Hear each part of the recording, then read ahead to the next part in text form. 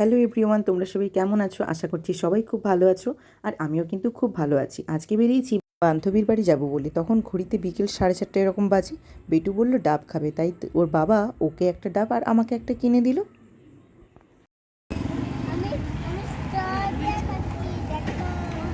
আজ মা মেয়ে মিলেই যাব আমার সেই স্কুল জীবনের বন্ধুর বাড়ি। সে আমার কাছে আজও প্রিয় বান্ধবী হয়েই রয়েছে। স্কুলের প্রথম দিন থেকে হয়তো অত ভালো বন্ধু ছিলাম না, তারপর ক্লাস 7 থেকেই কেমন যেন একে অপরের পরিপূরক হয়ে গেছি।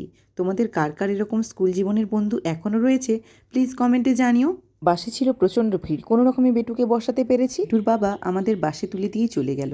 ফার্স্ট গেছিলাম ওর বিয়েতে, তখন আমি ব্যাচেলার। তারপর ওর বাড়ির গৃহপ্রবেশে তখন আমরা সেকেন্ড টাইম গেছিলাম আমি আর বিশ্বজিৎ। আর এটা থার্ড টাইম আমি আর বেটু দুজনে যাচ্ছি। তো সোজা এসে পৌঁছলাম চৈতন্যপুরে। বাস সেখানে স্ট্যান্ড করলো। তো ওখান থেকেই ফার্স্টে ধরলাম একটা টেকার। মা মেয়ে উঠে পড়েছি আর পেছন ঘুরেই দেখতে পেলাম আমার বান্ধবী মানে মৌমিতার মা, ভাই, দিদা সবাই আছে। দেখে তো বেশ খুশি হয়ে গেলাম, একই জায়গাতে যাচ্ছি, তা ভালোই হলো। জানো তো, যখন স্কুলে পড়তাম স্কুল ছুটির পর ওর বাড়িতে কত সময় কাটানোর পর আমি বাড়ি যেতাম। আসলে স্কুল থেকে ওর বাড়ি ছিল অনেক কাছে, আর আমাকে বাসে করে আসতে হতো। কত নেচেছি টিভিতে গান চালিয়ে, কত মস্তি করেছি। সেই সব সোনালি দিনগুলো কোথায় যেন হারিয়ে গেল। যাই হোক, চলে এলাম মৌমিতার বাড়ি। ওর বাড়িতে আজ কালী পুজো, সেই উপলক্ষেই এলাম। স্কুল শেষ হওয়ার পর দুজনের কলেজ আলাদা হয়ে গেছিল, কিন্তু দুজনে একসাথে থাকবো বলে একই টিউশনেই যাতায়াত করতাম, যাতে আমাদের দেখা হয়। ভাই চলে এসেছে আমার বান্ধবী অনেকদিন পর আমাদের বাড়িতে। তারপর হঠাৎ একদিন জানতে পারলাম যে ওর বিয়ে ঠিক হয়ে গেছে। মানে সে আমার কি অবস্থা! অথচ যার জন্যই আমি পড়তে যেতাম তারই বিয়ে হয়ে যাবে। কার সাথে কথা বলবো, কার সাথে গল্প করব। স্কুলের সেই 7টা বছর ওর সাথে কাটিয়েছি, কিছুতেই ভুলতে পারছিলাম না। সেই দিনের রাতের কথা আমি এখনও ভাবি। প্রচুর কেঁদেছিলাম যেদিন ওর বিয়ে ঠিক হয়। তো এখানে ওদের বাড়িতে পুজো দেবে বলে আমি কোনো সন্দেশ কিনে আনিনি। সেই জন্য আমি আর মমিতা দুজন মিলেই সন্দেশ কেনার জন্য দোকানে এলাম। তখন বিকেল গড়িয়ে সন্ধে হয়ে গেছে। তো পুজোর ওখানে আসার পর বেটু এদিকে পেয়ে গেছে ঢাক, আরও অনেকেই বাজাচ্ছিল, মমিতার ছেলেও বাজাচ্ছিল। সেই জন্য দেখো ঢাক বাজাচ্ছে মনের আনন্দে। আর আমরা এদিকে ঠোঙাই করে বসে মুড়ি খাচ্ছি।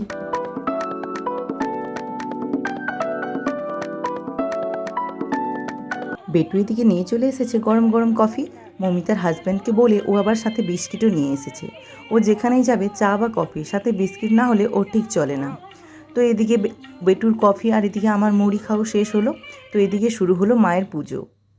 ওই যে দেখতে পাচ্ছ ধুনো দেওয়া হয়েছে।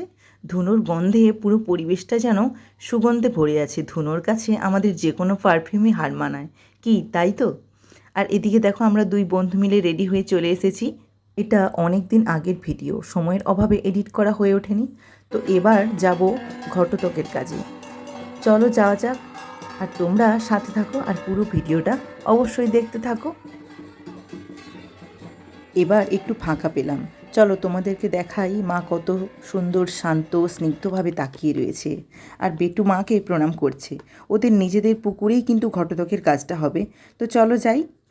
ঝাঁঝ, ঘণ্টা, কাঁসর, ধুনো আর সাথে ছোটোখাটো আলোর রোশনা তো আছেই, যেমন ঝুরঝুরি, রংবাতি আর বোম তো আছেই। আর এই সময় আমাদের মনকেও গ্রাস করে একরাশ স্নিগ্ধতা, ঠিক বলে বোঝানো যাবে না। ঠাকুরের কোনো কাজ বা দর্শন মানেই মনটা যেন কি হালকা হয়ে যায়, তাই না?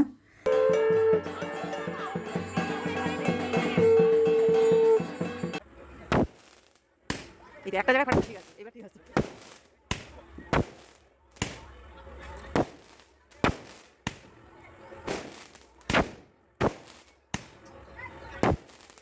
এইবার ঠিক আছে।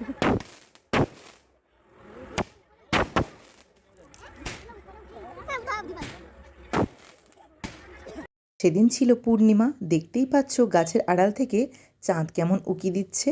আর পূর্ণিমার রাতেই তো কালী পূজাটা হয়, তাই না? তাই সারা রাত জাগার পালা। আর এদিকে শব্দবাজি তো শেষই হচ্ছে না।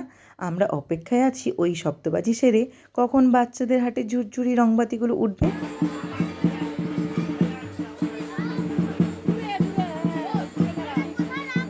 বাচ্চারা এখন আলোর মশাল, রংবাতি, ঝুরঝুরি এগুলি জ্বালাতেই ব্যস্ত। আর আমরা তো দেখেই খুশি। আর সাথে সাথে সবাই ভিডিও করছি। আর এদিকে যেহেতু সবাই বাচ্চা, সেহেতু আমাদের মনে ভয়ও আছে কোথায় কার হাতে পায়ে পড়ে যাবে বা লেগে যাবে, সেই জন্য সবার মা বাবা আশেপাশে চারিদিকেই ঘিরে রয়েছে। তো এদিকে শব্দবাজি ফাটানো প্রায় শেষের দিকে, আর ততক্ষণে আমাদের এদিকে ঘটতকের কাজও প্রায় শেষের দিকে।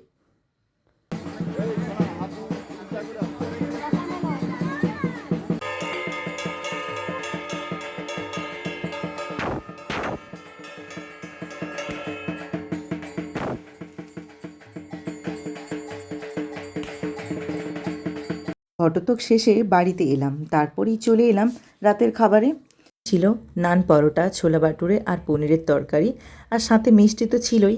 তো খাওয়া দাওয়ার পর আমরা কিছুটা সময় ঠাকুরের কাছেও ছিলাম। তারপর রুমে চলে এসেছি, আর মৌমিতা ছিল পুজোর কাছে। তো কাল সারা রাত জাগতেই হতো, কারণ যেহেতু কালী পুজো মানেই রাতের পুজো। পরদিন সকাল তখন 11:30 বেজে গেছে। মাকে বিসর্জন দেওয়ার পর কনকাঞ্জলি করাও চলছে, আর বাচ্চাদের নাচ দেখো।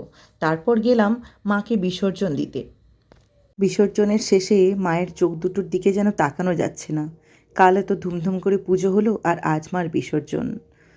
আবার এসো মা, আর তোমার এই জগৎ সংসারকে ভালো রেখো, এই কামনা করি।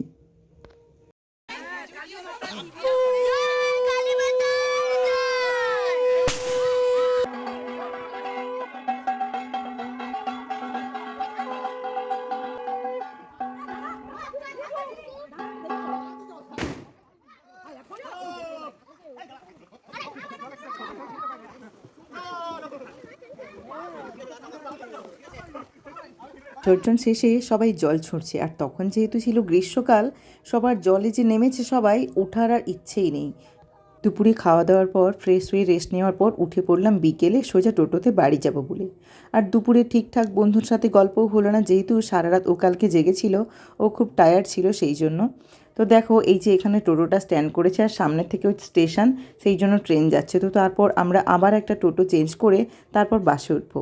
তো এবার যেহেতু একা একাই এসেছি, এবার ভাবলাম যে এবার আমি একা একাই আসতে পারবো, সাহস হয়ে গেছে। আর বিকেলে দেখো সূর্যি মামা তখন অস্ত যাচ্ছে। টোটো ঠিক করে মৌমিতা আমাকে টোটোতে তুলে দিল। মৌমিতার হাজব্যান্ড সবাই দাঁড়িয়েছিল। সব মুহূর্তে তো আর ক্যামেরাটা হাতে আসে না, আর ক্যামেরা বন্দি করা সম্ভবও নয়।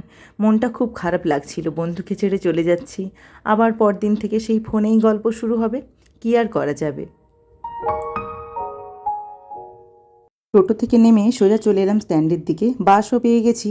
তো দেখলাম বাসটা হঠাৎ খারাপ হয়ে গেছে, আর ভাগ্যিস বাসটা খারাপ হয়েছিল আমরা যেই স্কুলে পড়েছি সেই স্কুলের একটুখানি দূরে।